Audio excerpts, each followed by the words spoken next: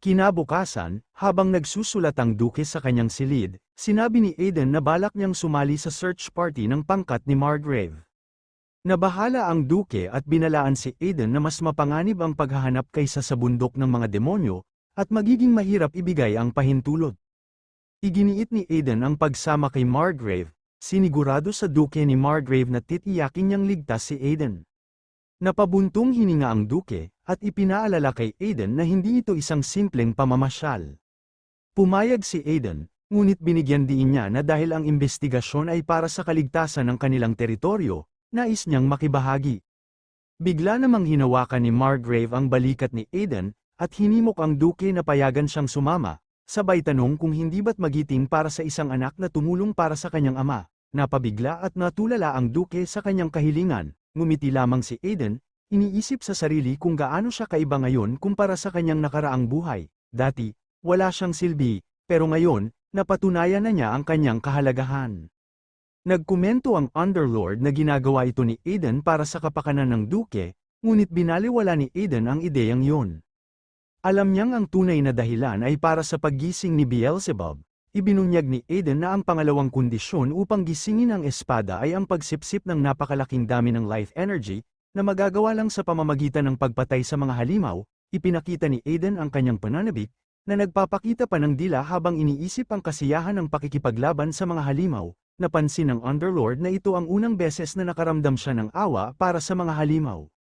Samantala, sa mga bundok ng Pyren, may kakaibang nangyayari sa kagubatan. Ang mga lobo at iba't ibang mga halimaw ay tumatakbo nang wala sa kanilang mga sarili, at sa gitna ng kaguluhan, isang goblin ang tumatawa ng malademonyo.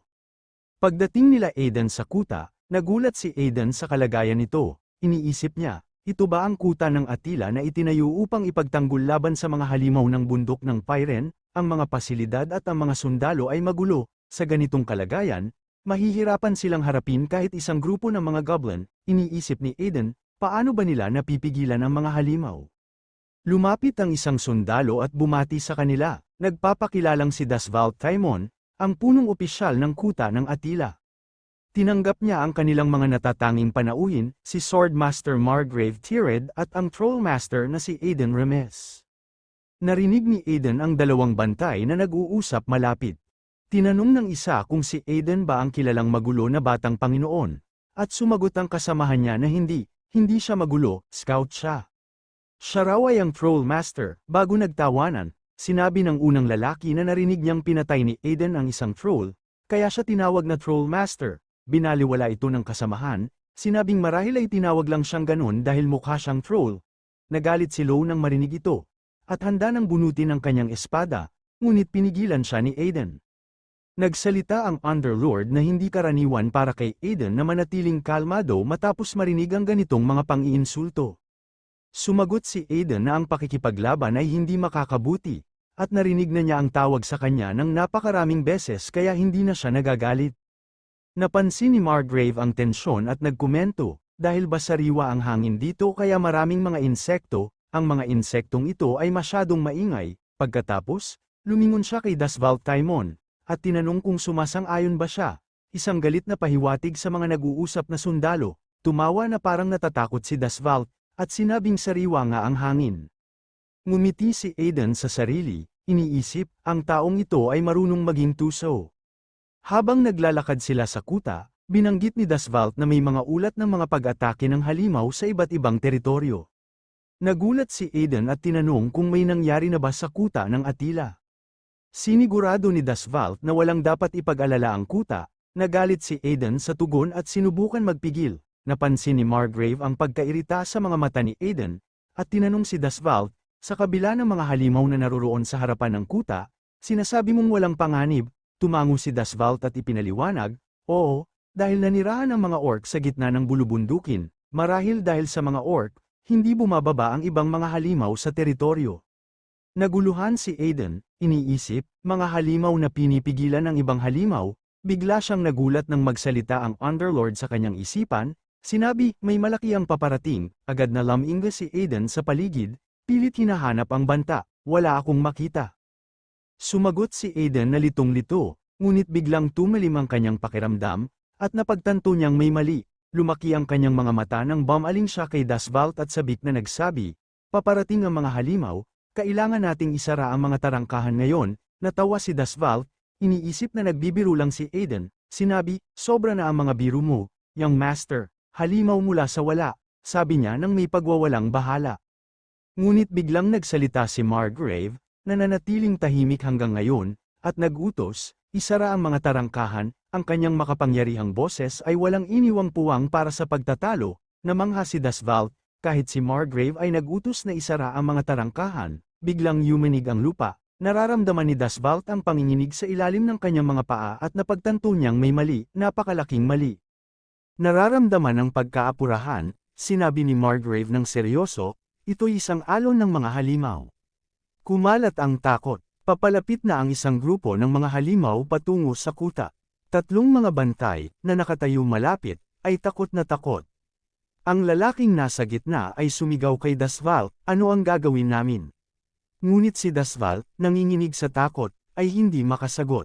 Siya'y parang naparalisa, walang kakayahang mag-utos sa kanyang mga sundalo. Mabilis na nagalit si Margrave, sinabi sa mga bantay, "Ano pa ang hinihintay ninyo? Isara na ang mga tarangkahan ngayon." Ang kanyang utos ay nagpagising sa mga sundalo. Mabilis nilang sinimulang isara ang mga tarangkahan, pinagpapawisan habang nahihirapan silang isara ang malalaking tarangkahan, ngunit huli na, isang halimaw, mas malaki sa kahit anong nakita nila, ang nakapasok bago nila tuluyang maisara ang mga tarangkahan. Sumugod ang nilalang sa isang sundalong nakatayo at tila na-freeze sa takot, ang mga mata ay nakatitig at nanginginig ang katawan. Bago pa makaatake ang halimaw, mabilis na kumilos si Aiden, sa isang mabilis at malakas na paghiwa. Napaslang niya ang higanteng halimaw, pinatay ito agad. Tumayo si Aiden sa harap ng patay na nilalang, naisip niya, hindi sapat para magbago ng lahat, pero ito'y nakakabawas ng life energy. Isang sundalo, na nakamasid sa takot, ay pabulong na nagsabi, "Ginamit ba ng ruffian na yun ang sword aura? Baka totoo nga ang mga balita tungkol sa Trollmaster." Ang Underlord, na nararamdaman ng iritasyon ni Aiden, ay nagsimulang mang-asar, "Trollmaster? Ha? Medyo sikat ka na pala. Pang-aasar nito." Napasimangot si Aiden at sumagot ng galit, "Tumahimik ka." Natawa ang Underlord, "Hindi naapektuhan." Sinabi, "Palagi ka namang galit sa akin, hindi ba?" Sabay tawa pa rin, "Ano man ang sabihin mo, palaging nakakainis." Balik ni Aiden. Ang sundalo na sinagip ni Aiden ay nabawi ang kanyang katinoan, at sa nanginginig na boses, ay yumuko, "Salamat sa pagsagip sa akin, batang Panginoon," sabi nito. Puno ng pasasalamat ang kanyang tinig, napatigil si Aiden sa saglit, pero mabilis na nag-compose ng sarili.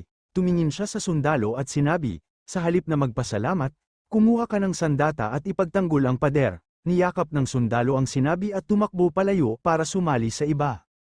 Biglang lumapit si Lo kay Aiden, "Ayos ka lang ba?" Tanong ni Lo, may bakas ng pag-aalala sa kanyang mukha. Sandaling natahimik si Aiden, tapos itinuro ang tarangkahan, "Tingnan mo ito." Sabi niya, namangha si Lo nang makita ang napakaraming halimaw na nagtatangkang pasukin ang tarangkahan. "Ang dami nila," bulong ni Lo.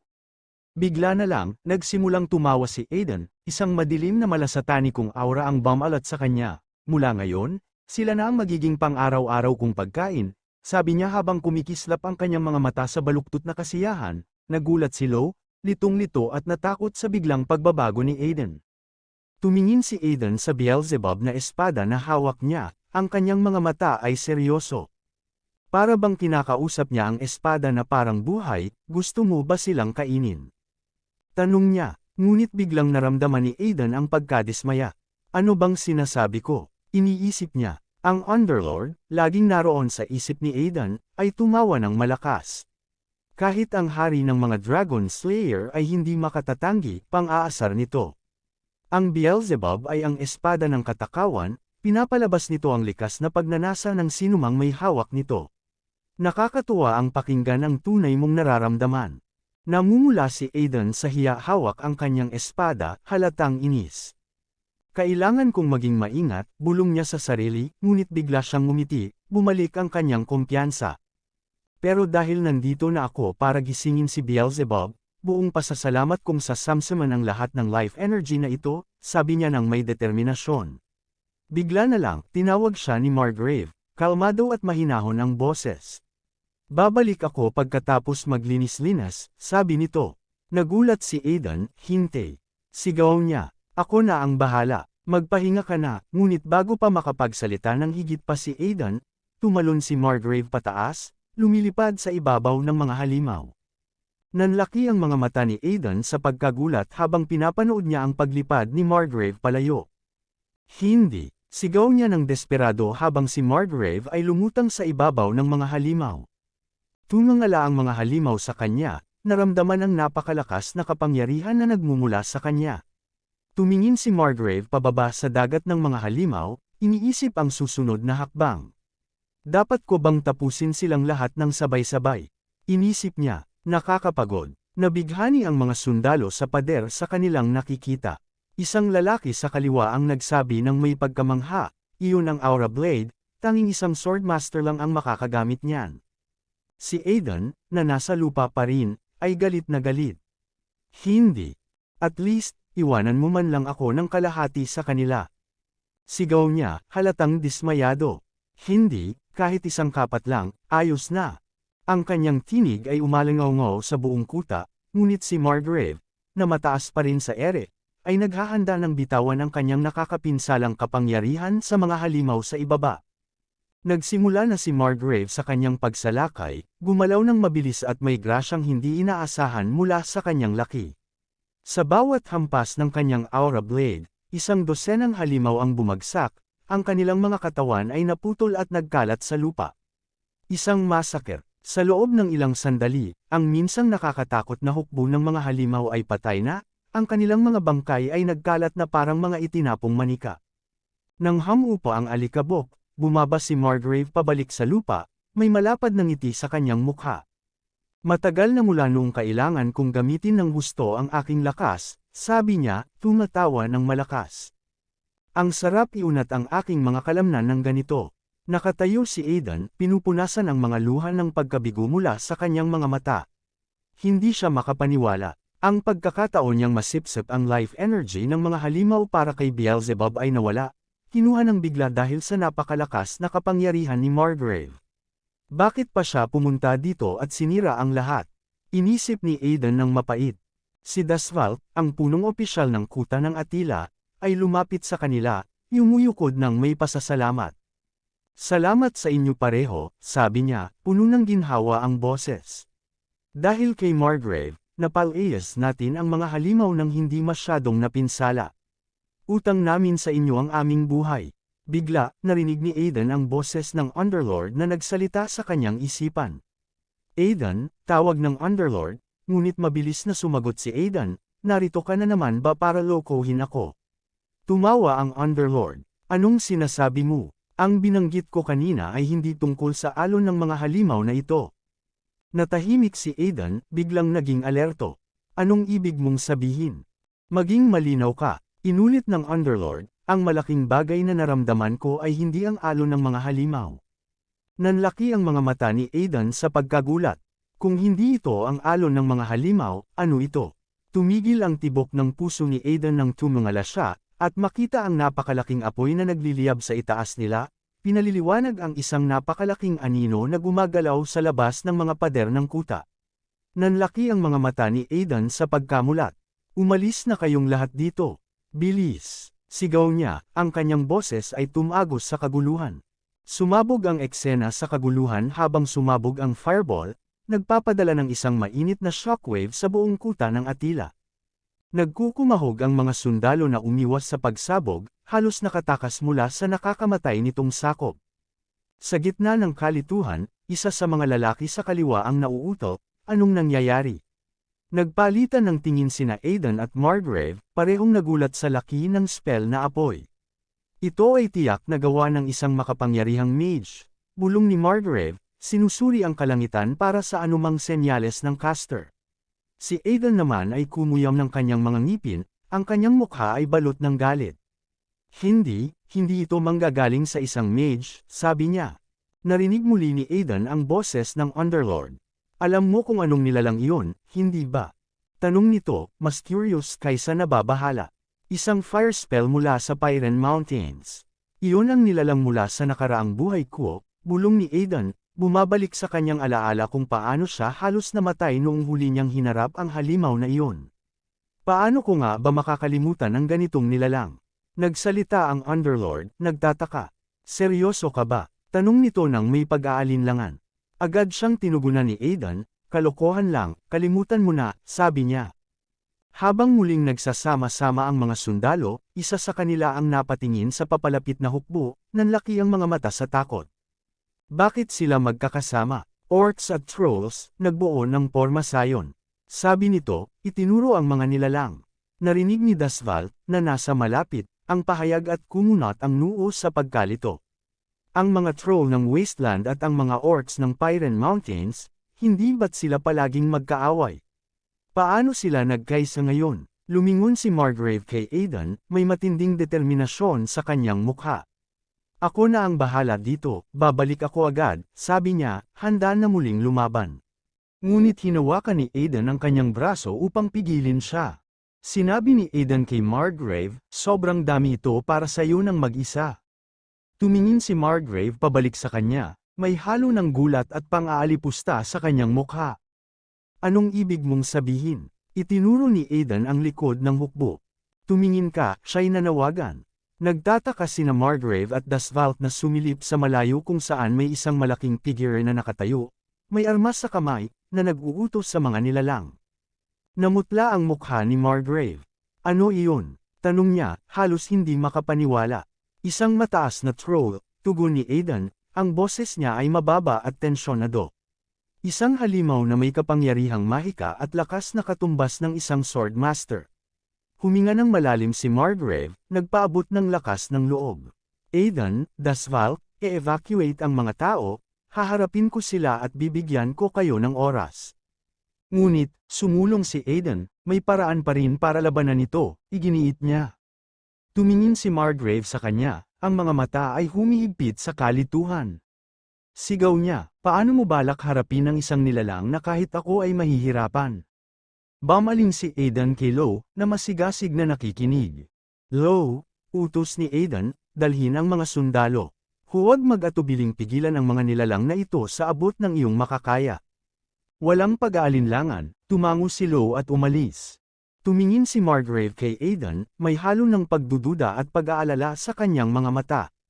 Anong pinaplano mo? Tanong niya. Alam mong ang isang mataas na troll ay katumbas ng isang sword master. Hindi mo kayang hawakan yun mag-isa, di ba? Tumango si Aidan, ang mukha ay seryoso. Alam ko, sa sandaling lumikha ang mataas na troll ng isang hukbo ng troll, Dumobol ang hirap sa pagtagumpay sa kanya. Kahit na ikaw, Margrave, harapin siya ng mag-isa, hindi ka magtatagal, ngunit may isang paraan para tayong lahat ay makaligtas, kaunti na lang ang oras, ipinaliwanag ni Aiden ng mabilis habang nagsasalita. Habang papalapit ang mga orc at troll, handa na nilang ilunsad ang kanilang atake, ang mga mata ni Dasvalt ay mabilis na naglalakbay sa nag-aabala na hukbo at kay Aiden, nakikita ang kawalang paniniwala sa kanyang mukha. Ito ay nakakatawa, sumigaw si Dasvalt. Kung aalis si Margrave ngayon, ang lugar na ito ay magiging guho sa loob ng 30 minuto. Biglang yumanig ang isa pang pagsabog sa fortress, ang shockwave ay nagpalipad ng mga debris sa hangin. Ang ekspresyon ni Margrave ay naging galit. Naiintindihan mo ba kung gaano kabaliw ang tunog ng iyong plano? Sigaw niya sa gitna ng gulo. Oo, ngunit ito ang tanging paraan natin palabas. Wala na tayong oras para sa iba. Lumapit siya. Ang boses ay bumaba sa halos bulong. Pakiusap, Margrave, pagkatiwalaan mo ako kahit isang beses. Nagsalita si Margrave ng sandali, ang isip ay bumabalik sa isang panahon ng si Aiden, mas bata at mas walang karanasan, ay matapang na nag-claim na kaya niyang kahit papaano ay sugatan si Margrave, sa isang spar para sa kapakanan ng kanilang teritoryo. Isang bahagyang ngiti ang bumangon sa mga sulok ng labi ni Margrave. Aasahan ko ang iyong determinasyon, malumanay niyang sinabi. Tumingin siya kay Aiden sa mata, ang tono ay matatag.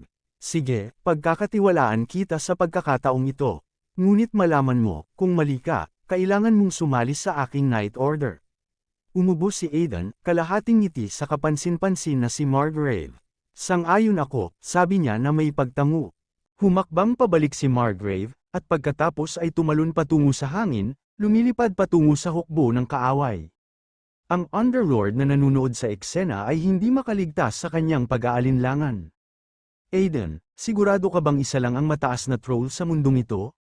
Paano mo matitiyak na siya pa rin ang parehong isa mula sa iyong nakaraang buhay? Hindi sumagot ng direkta si Aiden, sa halip, tinanong niya, alam mo ba kung gaano kalalim ang puot ng mga orc at troll sa isa't isa? Pagkatapos ay sinagot niya ang sarili niyang tanong. Ang tanging makakakontrol sa mga orc at nag-uutos sa kanila ay ang nilalang na iyon, at gumagamit ito ng labis na marahas na pamamaraan upang gawin ito. Habang nagsasalita sila, piniga ng troll ang napakalaking kamao nito, at sinugod ito sa mga sundalo. Umugang ang lupa sa impact, ngunit nagawa ng mga sundalo na umiwas sa tamang oras. Biglang tumakbo si Lo, ang kanyang espada ay kumikislap sa liwanag. Sa isang mabilis at tumpak na pag-atake, pinutol niya ang ulo ng troll mula sa katawan nito. Pinanood ni Aiden si Lo, isang itim na bumangon sa kanyang mga labi. Sa kanyang isipan, naisip niya, lumakas na si Lo upang pumatay ng mga troll. Ang mga armas na ibinigay ko sa kanya ay dapat na gumagawa ng mga kababalaghan. Napansin ng Underlord ang eksena at nagkomento, mukhang gumana ang kakaibang pamamaraan. Tumango si Aiden, oo, ngunit ang mga troll ay hindi maaaring patayin sa pamamagitan lamang ng ganoon. May dahilan kung bakit ang mga troll na pinangungunahan ng isang mataas na troll ay tinatawag na Immortal Army. Para patunayan ang kanyang punto, itinaas ng mataas na troll ang kanyang kamay patungo sa nahulog na troll. Ang pinutol na ulo, na ngayon nilalamon ng apoy, ay nagsimulang lumutang at pagkatapos ay muling ikinakabit sa katawan ng kanyang may-ari. Dalawang sundalo sa malapit ay nanatiling tahimik, nagmamasid habang ang muling nabuhay na troll ay umuungal sa galit. Ang mataas na troll ay patuloy na makakapag-revive sa kanyang mga minion. Ipinaliwanag ni Aiden na karaniwan, kakailanganin ang Aura Blade ng isang Sword Master o spell ng isang Archmage upang tuluyang lipulin sila, ngunit mayroon akong ibang paraan. Isang kakaibang tingin ang sumilay sa mukha ni Aiden at ang kanyang tinig ay naging mahinhin. Aking munting baby, bulong niya sa kanyang espada, siguradong gutom ka na dahil hindi ka nakakain kanina, tama. Bibigyan kita ng maraming trolls na makakain. Ang boses ng Underlord ay umalingaw sa isipan ni Aiden. Beelzebub, sigurado akong mahihirapan ka. Samantala, hinarap ni Lo ang paparating na mga orcs, ang kanyang mga isipin ay gulong-gulo, matapos kong kainin ang laso ng batang Panginoon, hindi, ang mga halamang gamot na yun, akala ko'y sapat na akong lumakas. Paano ito matatapos ng ganito? Hindi ko pa nga napapasalamatan ang batang master. Ang troll ay nakatindig na sa harapan ni Lo, handa nang magbigay ng mapaminsalang hampas. Takot na takot si Lo kaya't ipinikit niya ang kanyang mga mata, inihahanda ang sarili para sa kamatayan. Patawarin mo ako, batang master, bulong niya. Ngunit bago makapagbitaw ng pag-atake ang troll, biglang lumitaw si Aiden sa itaas nito, kumilos ng napakabilis. Magaling, Lo, sigaw ni Aiden, sabay saksak ng kanyang espada sa ulo ng troll. Nagsisigaw ang troll sa matinding sakit. Nagulat si Lo at binalaan si Aiden, mag-ingat ka, kahit putulan mo yan ng ulo, hindi pa rin yan mamamatay. Ngumiti lamang si Aiden habang itinaas ang kanyang espada. Beelzebub, oras na para kumain, sabi niya. Wala man akong kapangyarihan ng isang Sword Master o Archmage, ngunit taglay ko ang kakayahan ng Gluttony Authority ni Beelzebub, nagsimulang kumislap ng madilim na enerhiya ng espada, sumisipsip ng mismong kaluluwa ng troll, nang tuluyang masipsip ang troll, ang katawan nito ay naging parang lantang gulay. Ang mataas na troll na nanunood mula sa malayo ay galit na galit at takot. Tumawa si Aiden habang pinupuno ang buong lugar ng kanyang halakhak. Masarap talaga ang mga troll, sabi niya. Ang buhay ng isa sa kanila ay katumbas ng 12-12 ng mga lobo. Ibinaling niya ang kanyang mga mata sa mga orcs, na galit matapos makita ang pagbagsak ng kanilang kasama. Tila masarap din ang mga orcs, sabi ni Aiden sa sarili. Tumingin siya sa kanyang espada, ano sa tingin mo, Beelzebub? Gusto mo bang tikman sila? Pagkatapos ubusin ang 4 sa mga ito, sinabi ni Aiden na hindi pa rin siya nasisiyahan. Tumawa siya, nagkomento kung gaano kasigla ang mga trolls at nag-isip kung anong panahon sila masarap dahil kahit gaano karami ang kanyang kainin, hindi pa rin nawawala ang kanyang gutom. Ang mga trolls ay naguguluhan at takot sa kanyang mga salita. Bigla na lang itinaas ng Troll Master ang kanyang armas, na ngayon ay nagliliyab na, at umatake kay Aiden. Sa kabutihang palad, naiwasan ito ni Aiden, napapansin na ang Troll Master ay galit na galit. Tinukso ng Underlord si Aiden, sa halip na tumakbo na parang duwag, bakit hindi mo siya harapin ng maayos? Sumagot si Aiden, sa aking nakaraang buhay, siguro ganun nga ang gagawin ko. Pero sa ngayon, pagtakbo lang ang aking magagawa. Kapag nataman ako ng apoy na iyon, tiyak na magiging inihaw ako. Kailangan ko lang magtagal hanggang dumating si Margrave. Biglang itinaas muli ng troll ang kanyang sandata, binalaan siya ng Underlord, tumingala ka, nagulat si Aiden nang makita ang isa pang atake na paparating, ngunit muli niyang naiwasan, naiinis at napamura si Aiden, ang mga orcs na ito ay makulit. Tinanong ng Underlord kung bakit hindi pa niya sinipsip ang mga orcs. Sinabi niyang kahit hindi sila kasing lakas ng mga trolls, malaki rin ang kanilang kapangyarihan. Ngumiti si Aiden at ipinaliwanag na may plano siya para sa kanila. Kapag dumating si Margrave sa tamang oras, magiging mas kapaki-pakinabang sila kung buhay pa. Bigla na lang nagsimulang mag-cast ng fire magic ang mataas na troll. Patuloy ang Troll Master sa paglikha ng apoy, lalong nagagalit habang nakikita niyang lumilipad si Aiden pataas at papalayo. Napagod si Aiden, napagtanto niyang sinusubukan ng sunugin ng troll ang lahat, kaibigan man o kaaway. Kung wala ang Ring of Swiftness, alam niyang sunog na siya ngayon. Habang naghahanda siyang umiwas, tinanong siya ng Underlord, kapag umiwas ka sa ere, paano mo naman iiwasan ang susunod na pag-atake? Nabigla si Aiden nang mapagtanto niyang tama ang Underlord. Sumigaw siya, hindi ako pwedeng mamatay sa lugar na ito. Determinado siyang umatake, samantala, hinahabol si Margrave ng isang orc, pero bigla na lang nagpakita ang isang aura blade. Lumitaw si Margrave at tinawag si Aiden, mahusay ang paghawak mo. Nakahinga ng maluwag si Aiden at sumagot, talagang nailigtas mo kami sa tamang oras.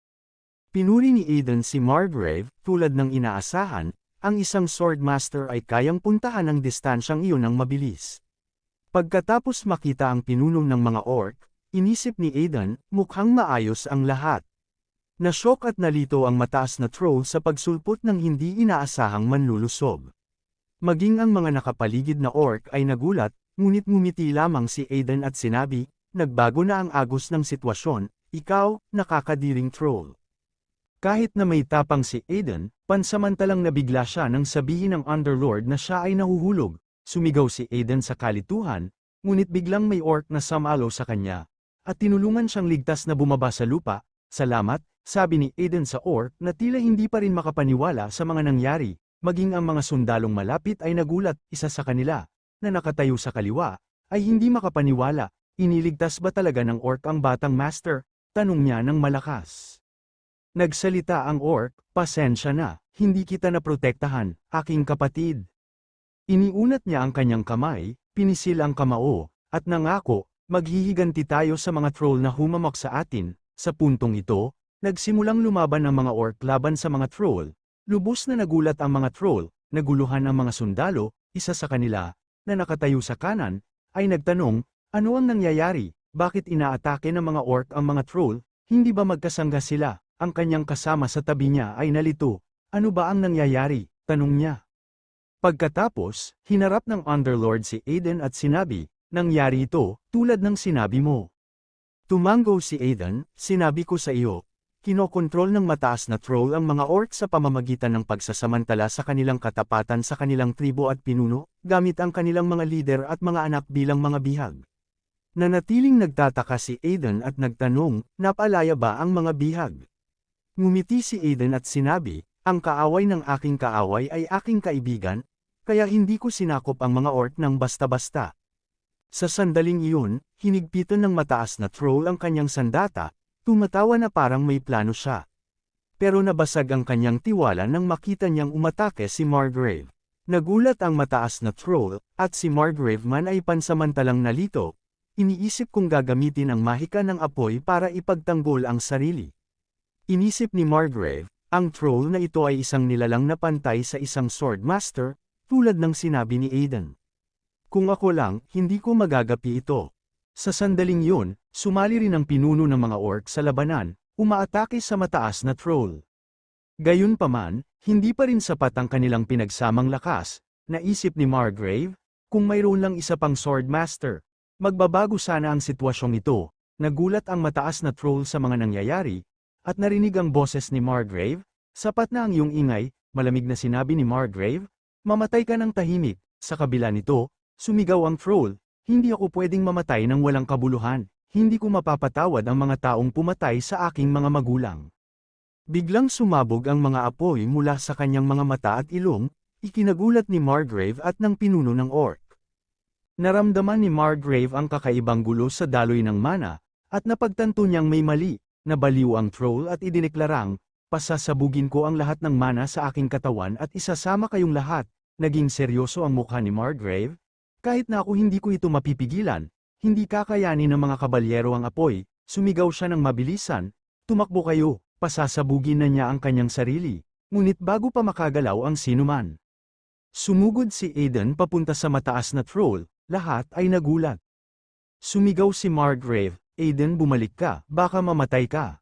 Pero ngumiti lang si Aiden, puno ng determinasyon ang kanyang mga mata. Inihanda niyang saksakin ang troll at sinabing, akin ang huling pag-atake.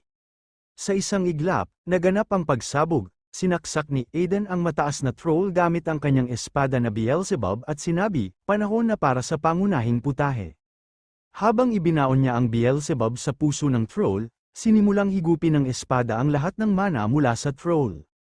Halos nawalan na ng malay ang mataas na troll, at napabuntong hininga na lang habang patuloy na sinasaksak ni Aiden. Si Lo, nang makita ito, sumigaw ng may kaba, halatang nag-aalala para kay Aiden, samantala, si Margrave ay nakatingin, litong-lito at nababahala, paano haharapin ni Aiden ang ganitong kalaking pagsabog ng mana, tanong niya sa sarili, hindi niya matukoy kung may plano ba si Aiden. Biglang nagduda si Aiden, nabigla siya sa dami ng lakas at mana na kanyang kinakaharap. Mas marami ito kaysa inaasahan ko, bulong niya. Napagtanto niyang baka hindi kayanin ng espada na higupin ang lahat ng ito. Pumailan lang ang sigaw ng troll sa hangin, at si Aiden, nanginginig na sa pagod, ay nagsabi, kunting-konti na lang. Binaon pa niya ng mas malalim ang espada sa troll at sumigaw, Underlord. Kailangan ko na ang tulong mo ngayon, biglang lumitaw ang Underlord, nakangisi habang nakatingin kay Aiden, gagamitin mo ako para sa ganitong bagay, tanong niya, si Aiden, desperado, ay nagsabi, gagawin ko ang kahit ano, sumagot ang Underlord. Kung ipapangako mong hindi iinom ng anumang banal na potion sa loob ng 1 linggo, tutulungan kita. Naiinis pero wala nang magawa, pumayag si Aiden, sabay sabi, bilisan mo. Ang espada ay nakasipsip na ng sapat na lakas, sabi ni Aiden. Ngayon, para gisingin ito, kailangan natin itong punuan ng demonic energy. Panahon na para gisingin ang corrupted lord na natutulog dito. Inilagay ng Underlord ang kanyang kamay sa ibabaw ng espada ni Beelzebub at sinabing, gumising, Panginoon ng katakawan, Beelzebub, biglang nagising ang sinaunang Panginoon sa loob ng espada, at ang kanyang boses ay umalingaw-ngaw na may nakakatakot na kapangyarihan, matagal na akong natutulog, sabi nito, ang kanyang presensya ay napakalakas, ako ang kalooban ng Panginoon ng katakawan, na nagnanais na lamunin pati na ang kalangitan, sino ang nang-ahas na gisingin ako? Narinig ni Aiden ang bigat ng presensya ni Beelzebub. Tulad ng inaasahan mula sa isang sinaunang pinuno ng Underworld, ito'y napakalakas. Alam niya na kung isa lang siyang ordinaryong tao, matagal na sana siyang sinakop ng isip, at ginawang sunod sa Nyeren. Pero si Aiden ay may isang bagay na kinatatakutan ni Beelzebub. Ngumisi ang Underlord at sinabi kay Beelzebub, matagal na nga. Hindi ka ba interesado kung sino ang gumising sa'yo? Itinuon ni Beelzebub ang kanyang tingin sa Underlord, at sa mababang boses ay nagtanong, bakit ka nandito? Tinitigan ng Underlord si Beelzebub at mariing sinabi, tama na ang kwentuhan. Ibigay mo na ang iyong kapangyarihan. Nabigla si Beelzebub nang makita ang Underlord at sinabing, hindi ako makapaniwala na narito ka. Nagsalita muli si Underlord. Ibibigay mo ba o hindi? Huminga ng malalim si Beelzebub at sumagot, oo, susunod ako. Napangiti si Aiden at naisip niya, talagang ang natalo ng Underlord ang lahat ng corrupted lords at naging pinuno ng Underworld, kaya pala natatakot si Beelzebub sa kanya. Biglang nagsalita si Aiden, magiging kapaki-pakinabang ka, sumpang nilalang. Sinulyapan siya ng masama ng Underlord at binalaan, panatilihin mo lang ang iyong pangako. Bigla, pumasok si Aiden sa kanyang berserk mode, ang kanyang mga matay nagliliyab sa tindi ng emosyon. Tumanggaw siya sa Underlord at sinabing, syempre, pinagdiinan niya ang kanyang mga ngipin at iniutos, lamunin mo na ito, Beelzebub. Napasigaw si Beelzebub, at ang mataas na troll ay halatang nagulat. Inatake ni Aiden, hinihigop ang kapangyarihan ng troll at iniwan itong walang laban.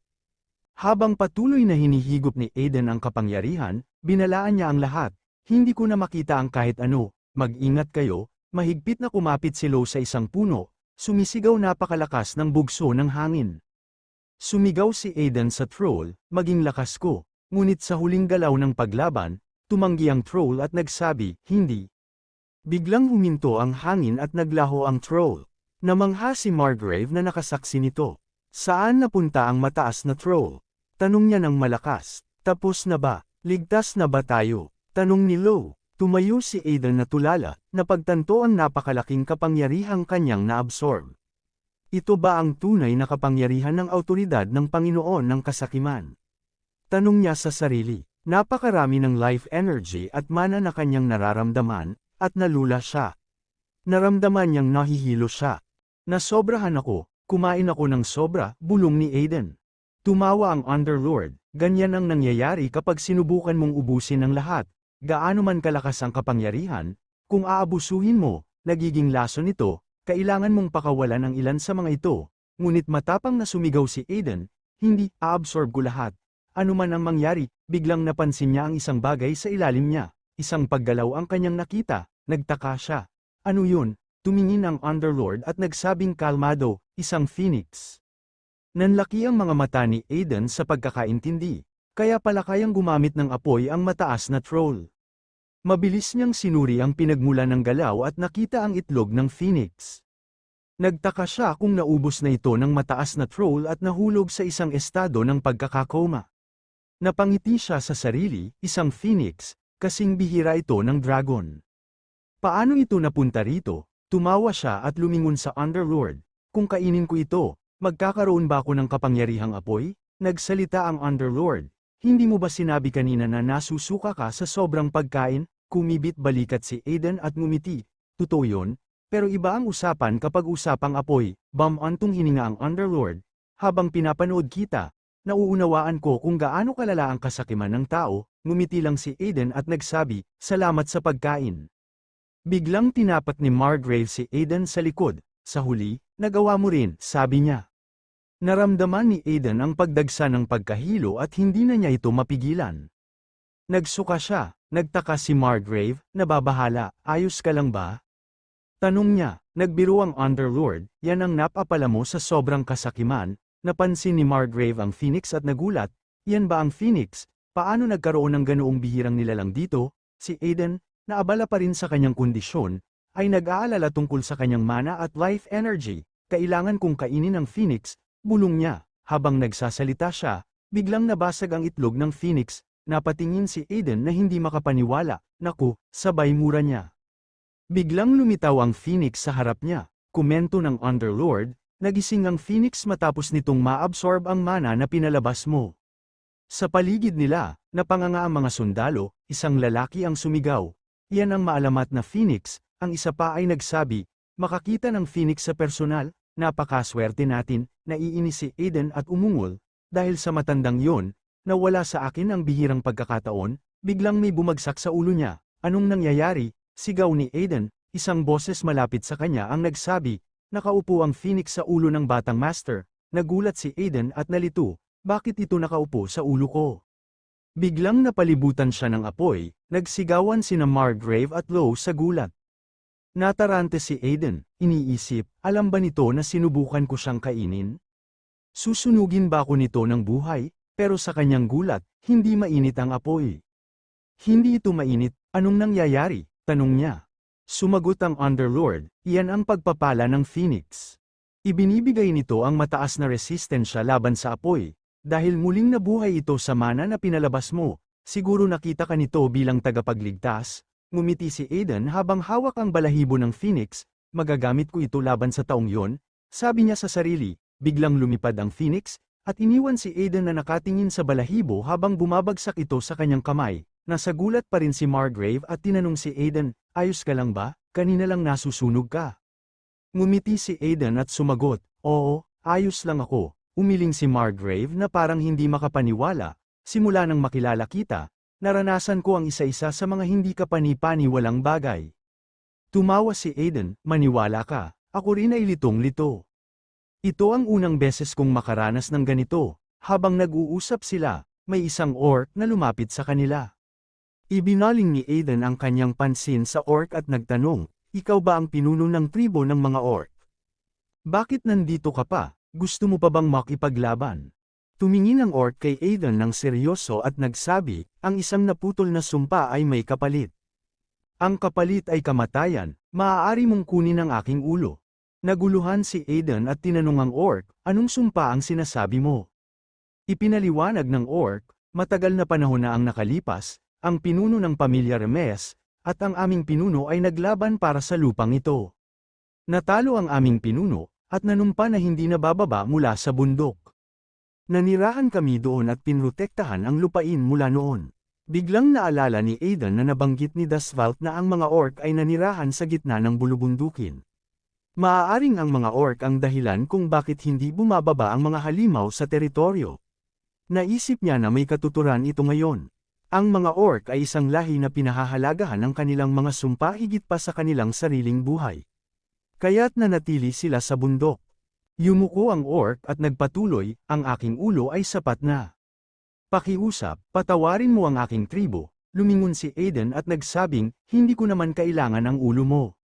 Bumalik ka na. Ngunit mapilit ang orc, ang sumpa ng aming mga ninuno ay dapat tuparin, kailangan kong bayaran ang kapalit ng paglabag dito, sigaw niya, itinaas ang kanyang espada, naiinis si Aiden at nagsabi, ang ingay mo, dapat ko na lang bang putulin ka, pero dahil pinutektahan mo ang teritoryong ito, magiging pasensyoso ako. Pagkalipas ng ilang sandali, ngumiti si Aiden at nagsabi, paano kung bayaran mo ito ng iba bukod sa iyong ulo?